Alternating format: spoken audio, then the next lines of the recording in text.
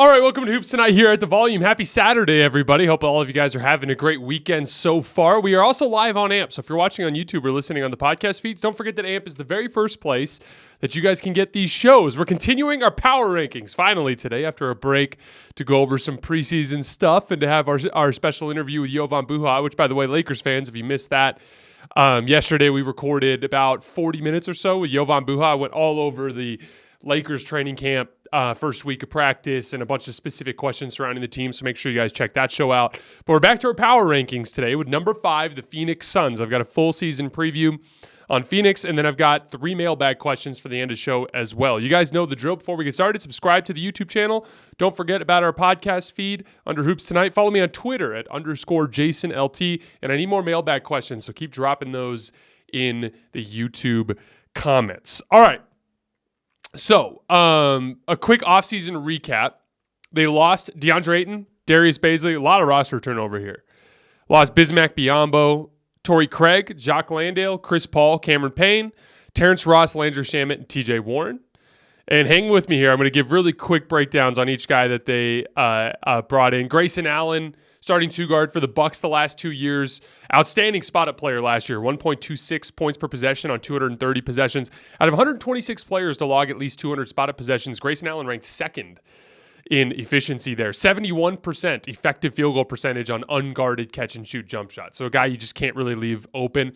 The nice thing with Grayson Allen is he can really stretch it out to like 26, 27 feet. So like there's guys that can space to the corners, and then there's guys that can space above the break. And then there are guys that can space outside the above the break line. I remember Ryan Anderson was one of those guys back in the day for the Rockets, but the ability to consistently knock down shots a few feet behind the NBA line on the above the break line is super valuable because it prevents that defensive player from being able to dig down to the nail. You guys have probably heard that before, where you see a guy isolating a defender around the top of the key, and you hear the announcer say, like, there's a guy hanging out at the nail. What that means is the guy who's guarding the guy on the wing is sagging way off of him down almost to where the free throw line is, which is where the little nail is that's stabbed into the hardwood right in front of the free throw line, right? So, like, one of the best ways to beat nail help is to have a guy who can consistently catch and shoot threes on the wing above the break, but the further you stretch him out behind the line, the harder it is for that guy to make that rotation, and that makes it so that you have all sorts of driving a lane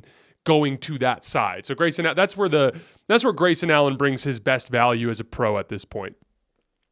Keita Bates-Diop, he's a forward who started about half the season for the Spurs last year. He also shot 39% from three.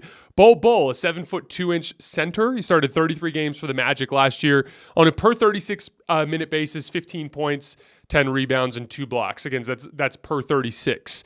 Super talented, just still learning how to play the game at this point in his career. Drew Eubanks, super athletic backup center for the Blazers last year. He is undersized for his position, though. He's only about 6'9", but he did make half of his jump shots last year. He only took 30, but he made 15 of them. I think he's going to be an interesting option for the Suns when they go into more of a switching type of scheme, which we'll talk about later. Jordan Goodwin, a bench guard for the Wizards last year. I don't think he'll crack the rotation this year. Eric Gordon, I thought this was an underrated pickup. Eric shot well for the Clippers last year in the regular season, struggled a little bit in the postseason, but again, their shot creation tanked when Kawhi Leonard got hurt and Paul George was out, so you're not getting as quality spot-up attempts, if that makes sense. Still a versatile fire hydrant of a defender. I like him better in a switching scheme because he can guard up a position, doesn't navigate screens as well as he used to, but he still is a useful perimeter defender. He's really good at being physical without fouling and disrupting guys on their base so that they don't get lift into their shots. I think he's a good option to have as the 5th guy in any lineup, especially in closing groups. They might need to eventually upgrade that, which we'll talk about in a minute, but I like him right now as an option and certainly as a value pickup. Keon Johnson, a bench guard who came over in the Ayton deal. Don't expect him to play much either. Nasir Little. This is a team that's thin at forward, so I wouldn't be surprised if he plays more than you'd expect. A versatile bench forward, has a surprising amount of polish attacking closeouts, can actually put the ball on the floor a little bit and can shoot a little bit. He was 54% in effective field goal percentage on catch-and-shoot jumpers last year, 51% effective field goal percentage on pull-up jump shots. He actually made 35 off-the-dribble jump shots at over a point per possession. That's really impressive. Chimezie Metu, a bench big who played 10 minutes a game for the Kings last year, 17 points and 10 rebounds per 36 minutes. You don't want Nabi, a 6'9 forward from the Nets last year, one of the best catch-and-shoot guys in the league. Last year, he shot 69% in effective field goal percentage on catch-and-shoot jumpers, 75% when he was unguarded, just deadly when he's open. He converted spotted possessions at 1.23 points per possession, which is off the charts good. Their two major acquisitions were Jusuf Nurkic, starting center for the Blazers the last 7 years. Believe it or not, Jusuf Nurkic is only 29 years old. He just turned 29. That was kind of a shock to me because it feels like he's been in the league forever. And then Bradley Beal. So what I want to do at this point is I want to take a deeper scout on both of those two players, because obviously we're looking at this as KD and Devin Booker, this third starter that's going to play the three that we'll see who that ends up being, or I guess it could technically be a 4, but I would imagine it'll be a 3, someone who's more of a perimeter defender. And then it's going to be essentially Jusuf Nurkic and Bradley Beal, bracketing all of that. So let's talk about those two guys for a little bit. Now, after the Jusuf Nurkic trade, there was a lot of pushback, and mainly just from a talent perspective. You're taking a player who is more consistently available in DeAndre Ayton, who is a better defensive player. That's the angle that everyone's like, what are you guys doing? But if you zoom in on it a little bit, as I started asking people around the league who are more well connected to me, more well connected than me, I should say, most of them were saying the same thing, that the Suns were basically looking at this as an upgrade in the form of short roll passing. So again, if you look at the Phoenix Suns with Kevin Durant, Devin Booker, and Bradley Beal, they, just because of how dynamic all three of those guys are as pull-up shooters and as scorers in general, you're going to see a lot of really aggressive pick-and-roll coverages. What does that mean? That means that when you run your two-man game and you bring the guy up to set the screen, or if there's a Nurkic dribble handoff or whatever it might be, chances are the screen defender is going to have to show high on every single one of those, meaning the screen defender is going to have to come out to the three-point line to dissuade the pull-up three. And in a lot of cases, you're going to see teams straight up blitz, meaning they're going to aggressively show on the pick and roll and double team and try to get the ball out of KD or Devin Booker or Bradley Beal's hand. So what happens when you do that? It opens up 4-on-3 opportunities. Not just that, but we're going to talk a little bit about it in a little bit, but in dribble handoff situations, there are 4-on-3s that can materialize too when the screen defender shows if Nurkic hangs onto the ball, right? In those 4-on-3 situations, you just have to be really quick processing the floor and making a decision. It's if you beat it quickly, you can get an easy basket. If you're just a step slow, they might be able to rotate out of it. Now, one of the things I'm doing this year for all of you guys is it'll be on TikTok and on Instagram. So you can follow me on Twitter at @JasonLT. That's where I usually talk the game, so to speak, and I'll tweet out links and show announcements and stuff. Instagram I've been trying to use for more footage stuff, and I've been doing the same for TikTok as well. So look up Jason Timpf on Instagram or on TikTok and you'll see some examples. But this morning I put out over a minute of clips of Jusuf Nurkic making plays out of the short roll.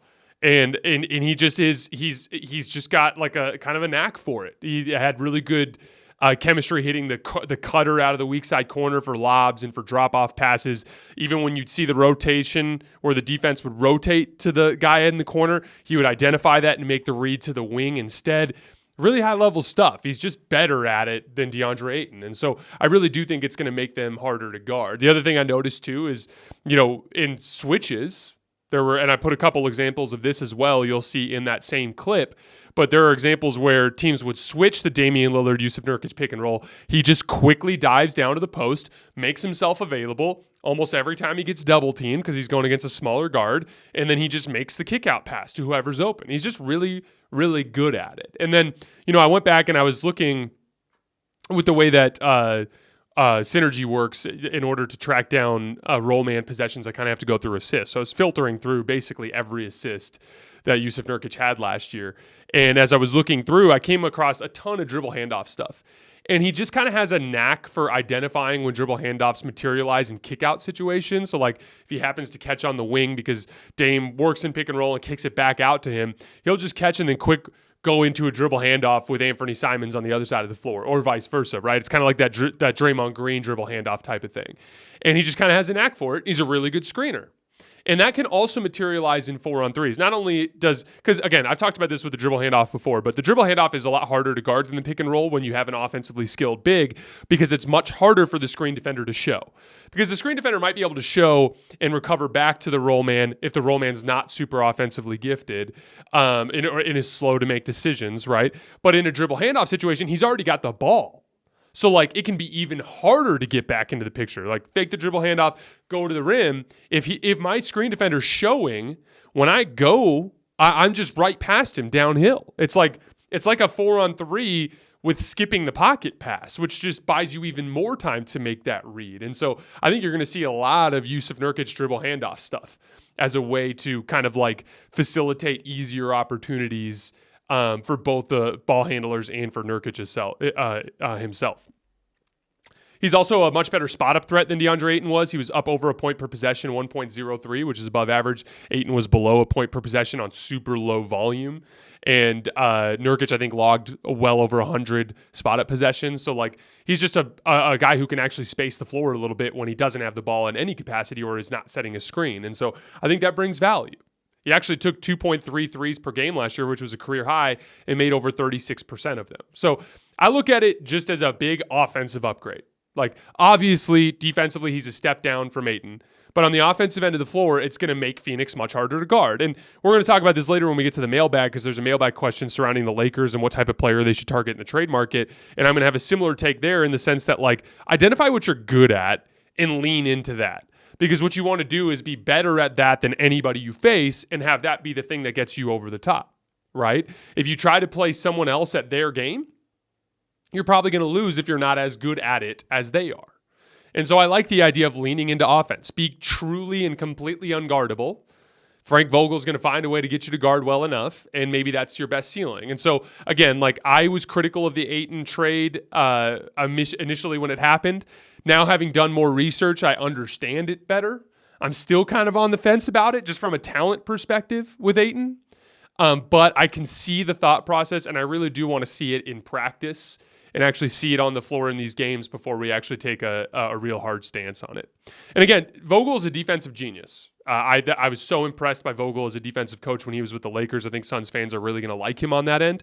His weakness is offensive organization, but you've got so much offensive IQ on the floor just with those four guys that I don't think that's going to be an issue. So it's kind of the perfect coach for this particular situation. It's kind of similar to having Tom Brady essentially being the brains of your offense while, you know, Bill Belichick focuses on the defensive end. It's kind of like a smart pairing in that sense. And you got to look at the personnel here, because like Frank Vogel is traditionally like a drop coverage coach who prefers to guard actions 2-on-2, meaning when there's a ball screen, Vogel does not want to help if he can avoid it. And he wants to try to get the guard to chase over the top and funnel downhill into the rim protector. But typically that requires a great rim protector, and Frank Vogel's had great rim protectors in his career, guys like Roy Hibbert, guys like Anthony Davis. You get the point. So, like, obviously this team is different. And so I'll be really interested to see how Vogel changes his schematic approach with this particular team, because the way I look at it, I think they should be trying to mimic Denver. I think that they should try to use their pick and roll defense similar to the way Denver does by bringing Nurkic higher in ball screens, because you got to identify, like, with the offensive-minded guys like Brad Beal, Devin Booker, and Kevin Durant, they probably aren't going to chase over screens super well. Obviously, Frank's going to ask him to, but I would imagine he's aware that he's not going to get the same type of commitment fighting over the top of screens that he did from Dennis Schroeder and Alex Caruso when he was with the Lakers, right? So, like, my guess is he's going to offer more high help. So he's going to have Nurkic come up high. This is what the Nuggets do with Jokic for the most part. They also ran some deeper drop, but for the most part, the Nuggets ran throughout last season a high drop with Nikola Jokic. Then they ask Aaron Gordon to help out of the weak side corner, basically as the low man, meaning like he's keeping tabs on the guy in the weak side corner, but also offering help at the rim as an athlete. That's a role that Kevin Durant can excel in. So that's kind of the way I'd like to see them kind of set up their defense, is basically against bad pull-up jump shooting teams. And this is how Denver got away with it. Like, Denver ran their deep drop against the Lakers and against the Timberwolves and against the Heat because of the fact that they didn't have high-level pull-up jump shooting, right? But then against Phoenix, they were bringing Jokic up higher, right? That's the kind of decision that Vogel's going to make. He's going to look at the situation like, this particular matchup, they don't have great pull-up shooting. We can sit in a deeper drop, guard these actions 2-on-2, stay out of rotation. Okay, now we're playing, Steph Curry or one of the other great pull-up jump shooters in the league. Okay, we're bringing Nurkic up high. We're sitting we're kind of showing or in a high drop in these situations and asking Kevin Durant to kind of help on the backside defending the action 3-on-2. I think that's kind of the way that they're going to try to defend, and then essentially just have really smart rotations on the back end. And that's where accountability is going to become a big deal, especially with the stars on the roster. And lastly, with the Nurkic thing, he's just much more willing to buy into a role on a team than DeAndre Ayton is. And so, again, even if we look at the relative ceilings, who's more likely to reach their relative ceiling with this team? Probably Nurkic. And so I think that's another potential upside here. Bradley Beal. He averaged 23 points, 4 rebounds, and 5 assists in 50 games for the Wizards last year. 59% true shooting, which is the third highest mark of his career. Shot over 50% from the field. That was a big indicator there. 668 points on 659 pick and rolls. That's only 1.01 points per possession, or the 62nd percentile. We'll talk about efficiency in a minute because I have a theory there. 47 points on 45 post-ups. He's a good post-up guard. 1.04 points per possession. That's 57th percentile. 210 points on 238 ISOs. That's 0.88 points per possession, which is in the 39th percentile. Now, when we're looking at efficiency there, again, you got to remember it's a bad team. He's taking a lot of shots, he's getting the brunt of the defensive game planning, and he's passing to lesser players than some of the better teams that you see in the league. So just keep that in mind. I expect Bradley Beal to be a very efficient scorer and shot creator for the Suns this year. He was an excellent spot-up player, 1.16 points per possession. He shot 57% in effective field goal percentage on catch-and-shoot jump shots, 49% effective field goal percentage on pull-up jump shots. Again, that's not great. That's good, not great. But again, you got to factor in the type of shots that he had to take with this particular team. He was one of the best rim finishing guards in the league, and this is an exciting thing for the Suns. 3.5 restricted area makes per game, which is awesome, and then 72% shooting in the restricted area, which is unbelievably good. That's LeBron Giannis territory. Not quite, but close in that territory. Those guys are around 75%. For a guard to be up over 70% is basically unheard of. And so Bradley Beal, I think that's going to be an interesting way for him to impact winning on this team, is to apply rim pressure, which is something that the team can struggle with outside of Devin Booker. Let's talk about the concept of diminishing returns for a minute. So those of you guys who have been listening to the show for a while have heard me say this about many different teams, but it's a consistent talking point I've brought up with this particular Suns roster. The NFL season is going strong, and DraftKings Sportsbook is hooking new customers up with an offer that's even stronger. Bet $5 on any game this week to score $200 instantly in bonus bets. And DraftKings isn't stopping there. All customers can take advantage of a sweeter offer every game day this October. There are 8 games this weekend that have point spreads that are either 3 or smaller than 3. Lots of good betting opportunities for you guys to take advantage of. Get in on the game day greatness. Download the DraftKings Sportsbook app now and use code HOOPS. New customers can score $200 instantly in bonus bets when you bet 5 on the NFL. That's code HOOPS, HOOPS, only on the DraftKings Sportsbook app, an official sports betting partner of the NFL. The crown is yours. When you have responsibilities that have to be filled on the floor, stars take up huge chunks of those responsibilities. So let's look at the offensive end, and you look at shot creation responsibilities, play finishing responsibilities out of the short roll, pick and roll type stuff, pick and pop type and stuff. And then spot up play, attacking closeouts, driving kick basketball. There's all these responsibilities that have to get filled. And so when you drop and I'm not even talking about the defensive end yet. When you drop a star into the equation, he takes up so much of the shot creation responsibilities, which is great. But then you add a second guy in there, and now it's great. Okay, now we have 2 great guys that can create shots. Okay, now we're adding a third dude who can create shots. That's awesome. But how good are we in play finishing? And how good are we in spot-up situations, right? And then the defensive end of the floor. A lot of times an offensive player, will take a smaller role offensively, right? I'm only going to operate in spot-up situations off the ball, or I'm only going to operate in the short roll. But on the defensive end, I'm your best point of attack defender. I'm your best pick and roll screen defender, or whatever it is. You have bigger responsibilities on that end. And if Devin Booker, Kevin Durant, and Bradley Beal just focus on shot creation, you're going to see a lot of responsibilities on the floor that don't get filled. And so again, like this team, I'm going to talk about this more when we get later, but like it gets to the end of the show. But like when we talk about the big picture, but this team does have a wide range of potential outcomes based on just the level of commitment from these guys. So like if Bradley Beal commits to defense and operates off the ball a lot and attacks the rim a lot with force, then he can massively raise the ceiling by filling areas of the responsibilities on the floor that need to be filled, right? If KD becomes one of the best help defenders in the league, like I talked about, that could be the difference between them having a functional defense and not having a functional defense. KD's rebounding has been down in recent years. Obviously, you're going to need KD to rebound a lot.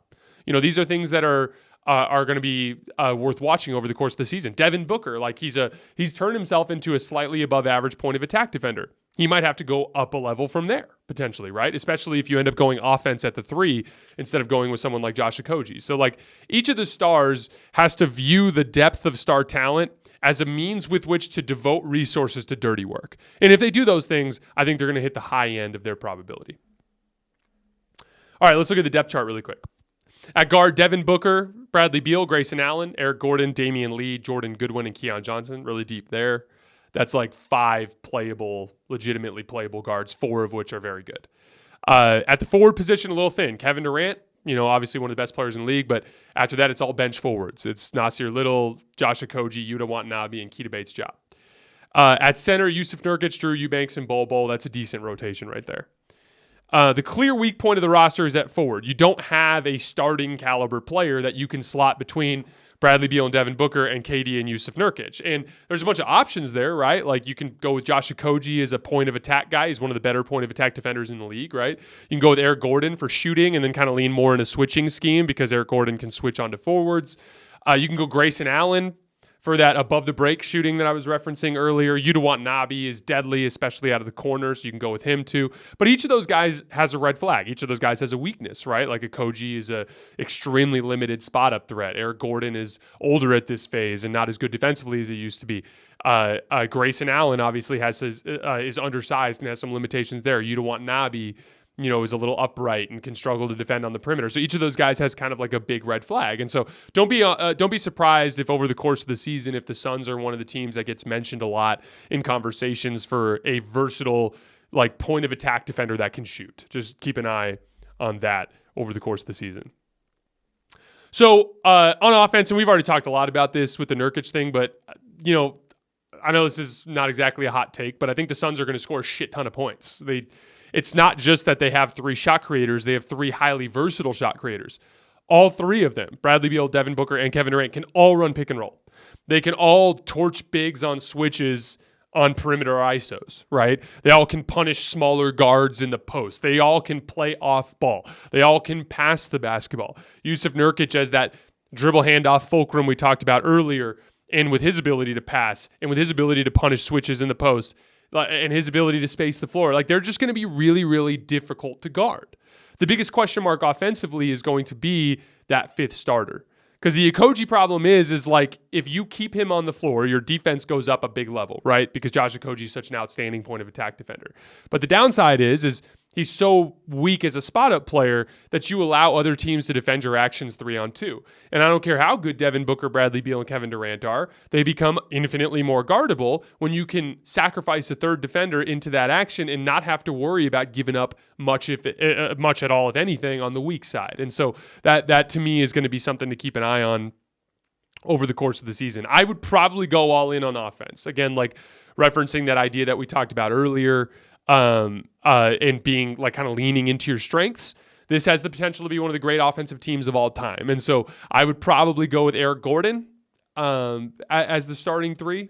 I'd consider Yuta Watanabe if you're having issues with rebounding. I'm sure they'll try a bunch of different guys in that position. And like I said, I wouldn't be surprised if they try to upgrade it over the course of the season. Again, look out for Yusuf Nurkic as a fulcrum. Look out for more dribble handoffs than you're used to seeing from the Suns. And again, like he just is a really good screener and scoring threat. So I think that's going to make their ball screen game more dynamic. One last thing to watch offensively, hunting mid-range shots. It's fine. It's the identity of this team as long as you're making them. In the regular season last year, KD shot over 60% from the field on mid-range pull-up jump shots, just from the mid-range, over 60%. That's including the Nets and the Suns regular season reps. Like that's over 1.2 points per possession. That's awesome. and that works. The problem is as a team, the Suns shot just 46% on pull-up twos against Denver. That's 0.92 points per shot. You see the difference? What's the difference between a 120 offensive rating and a 92 offensive rating? Completely untenable. The defense has to do something. We can live with that shit. That's the difference, right? KD himself was only 42% on pull-up twos in the playoff or in the Denver series. That's 0.84 points per shot. The coaches are just going to live with that. As a result, the Suns notched just a 110.6 offensive rating in the series against the Nuggets. That's just not close to good enough, especially when you fancy yourself an offensive juggernaut. So one of two things needs to happen. Like either KD needs to start making those shots in the playoffs, which we've had 2 postseasons in a row where he hasn't. So he either needs to just start making them because those are fluky series, or as a team, they got to adjust their shot selection and try to identify things that are going to be more efficient on a per possession basis in the postseason. More pull-up threes, right? More attacking the rim and trying to draw fouls so you can set your defense, that sort of thing. On the defensive end, again, we talked about it earlier, but the Denver scheme is something I'd consider. So like bringing Nurkic high and drop against better pull-up jump shooters, offering a lot of weak side help with Kevin Durant. When Drew Eubanks is out there, because he's a better athlete, I wouldn't be surprised if you saw them do more switching. You can imagine a lineup with Booker, Beal, and KD and Eubanks, and then like Eric Gordon. And then that just being like 5 guys that you feel generally comfortable switching with as long as you help on the weak side and rotate out of it. So that's something I'd look for.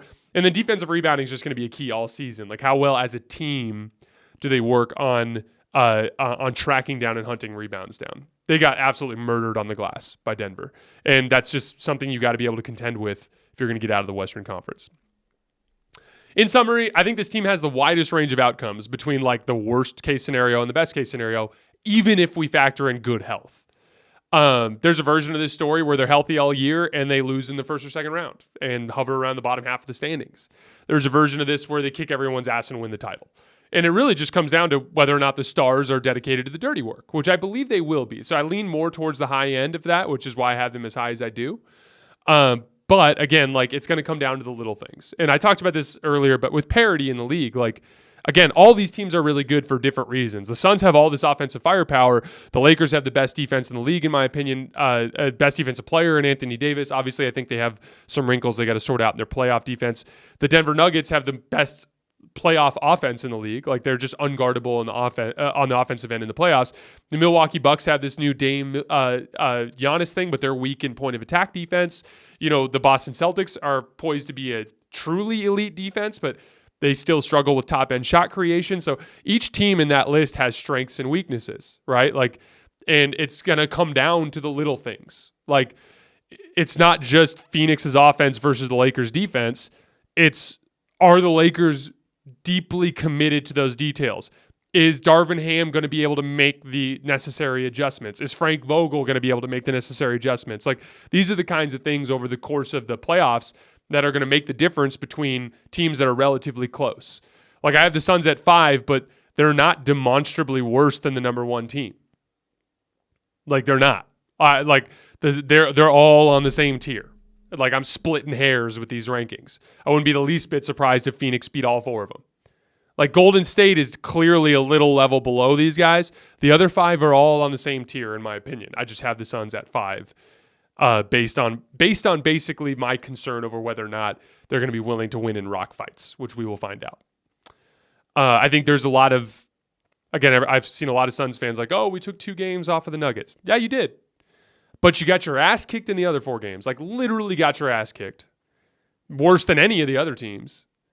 And in the 2 games you won, it required like all-time great shooting from Devin Booker. Like 2 of the greatest shooting performances you will ever see in the NBA playoffs.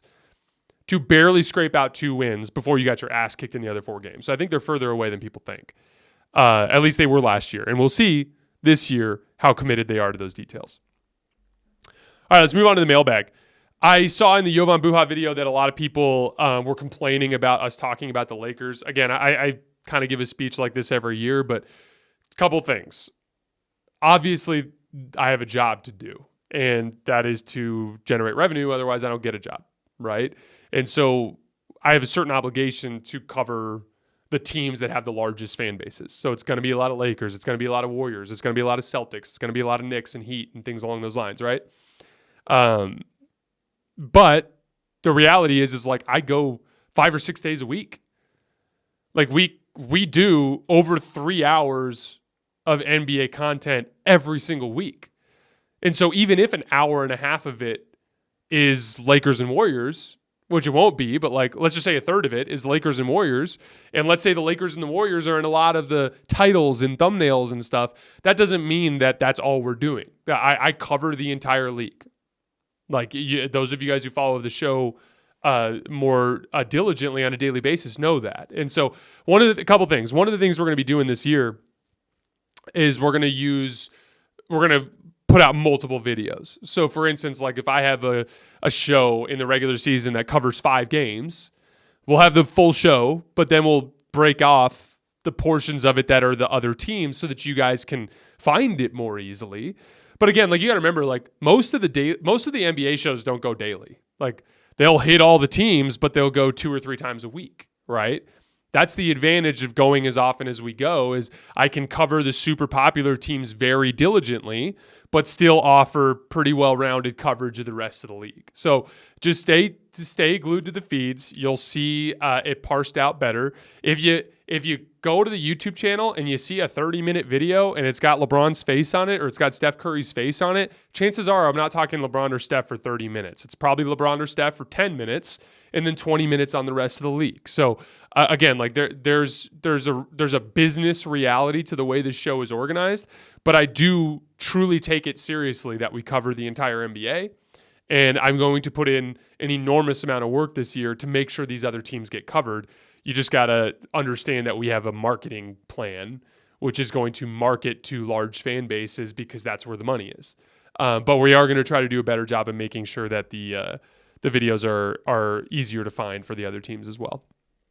All right, 3 mailbag questions. What's up, Jay? Dig the show big time. With ring culture being such a huge swing factor in players' legacies, how and where will Dame be placed if he wins a chip with Giannis? KD's chips are somewhat still in question to some because it wasn't his team. I'm curious how it will be viewed and what a chip could mean to his overall place in history. I don't think he's ever going to move, into serious conversations with any of the guys that we think of as best players in this era. I mean, he's made 1 first-team All-NBA. That's a huge gap between him and some of his peers. He's kind of always just been considered a fringe all-star, or a superstar. Like he's a superstar, but like in the bottom end of that tier. And so, I mean, obviously becoming a champion would greatly improve where he lands all time, but I think he's a long, long way away from being into any serious conversations with the guys at the top of the league. But like also a lot of it has to do with how it goes down. Like if Dame shoots 42% in the postseason and struggles and they barely get it done and Giannis is a superhero, it's not going to look as good as if he makes a ton of big shots and puts the team on his back in crunch time and kind of is clearly the one that puts him over the top. And so really that question has a bunch of layers to it. But the short version is no matter what happens, he's not going to enter into any really serious conversations with the championship this year. Next question. Funny enough, it's a more pointed version of the question you asked Jovan. In regards to the Lakers' need for a shot maker and or elite perimeter defender, let's say the Bulls blow it up this year, should the Lakers pursue Zach LaVine as a shot maker or Alex Caruso as an elite perimeter defender? Also, what other players do you think the Lakers should keep an eye on? So, basically, I talked about this with Jovan, but like, if you can get a shot maker that's a true top tier shot maker, someone like Kyrie Irving, then yeah, you got to go for it. Like if the Mavericks just completely bottom out this year and Kyrie asks for a trade and the Lakers have the assets to make it happen, then you do something like that, obviously, because he's such a top tier shot creator. It would alleviate all of the Lakers' issues on that end and make them a much more versatile team, right? No different than Dame joining the Milwaukee Bucks, right? But if it's anybody less than that, I think you run the risk of shifting towards an identity that you're not going to be as good at as the best teams in the league. So like given the choice between LaVine or Caruso, I take Caruso. Why? Because this is a Lakers team that desperately needs a perimeter defender that is a functional offensive player. And that's what Alex Caruso is. And like that could put the Lakers over the top into being a truly elite top tier defense. Whereas right now, they're capable of that, but they're missing some of the top perimeter talent that they need to make that happen, right? Especially with the loss of Dennis Schroeder. So, given the choice between those two guys, like that's kind of like a perfect example of what I'm talking about. At the deadline, if the Lakers have access to a top tier shot creator, you go get him. But if you can't, then I would go after an elite perimeter defender that rounds out your starting lineup. Last mailbag question. I hear a lot of players and coaches talk about one of the main things they place an emphasis on is accountability. Are they talking about getting star players to buy in, or what do they mean by that? Accountability is basically just like everybody in the entire locker room being bought in to what the expectations are from the staff. So like usually in a training camp, I mean, obviously I haven't been through an NBA training camp, but I've been through the college basketball version of training camp. And, the serious programs that you go to, like the last school I played at, like you literally go up into a classroom and they hand out binders, and the binders have like a clear breakdown of what expectations are off the court, a clear breakdown of expectations in terms of showing up to practice on time and what, like specific team rules. And then like you go through it and it's like, then there's 5 or 6 things that the coach wants to set as like essentially your core principles. And then then it has all your plays in it, like as a playbook, and your base defensive concepts. And like essentially that there's expectations laid out from day one. And then from there, it's about holding people accountable to those expectations. Famously, that last year that I was playing at ACU, and when the coach handed out all that stuff, we had another meeting 2 days later in the same classroom to go over one of our defensive concepts, and like half the players forgot to bring their binder, and we immediately just went down to the floor and ran all day. Because that was an example of him like trying to, from day one, set an expectation for what the rules are and make sure that the team understands that if they don't live up to those expectations, then there's going to be repercussions. That is accountability. Accountability is making sure that people understand if they do not obey whatever the rules are, whatever the expectations are, that there are consequences, whether that's getting called out in front of your team, whether that's having to run, whether that's a suspension or a fine, like whatever that is. And at the pro level, it's probably different than it was in college. But like accountability is making sure that everybody in the roster sticks to those principles. So for instance, like let's say Frank Vogel wants to set, a defensive identity from day one in Suns camp. Like he can't make Josh Okogie run over screens and scream at him every time he dies on a screen, but then let Bradley Beal get away with it. It's got to be down the line accountability. Otherwise, it sets a culture that the stars don't have to obey, which is going to, kind of foment a bunch of other issues. So again, accountability is a vitally important part of any championship journey, because if you don't have expectations and you don't stick to them, you're never going to achieve your full potential as a basketball team.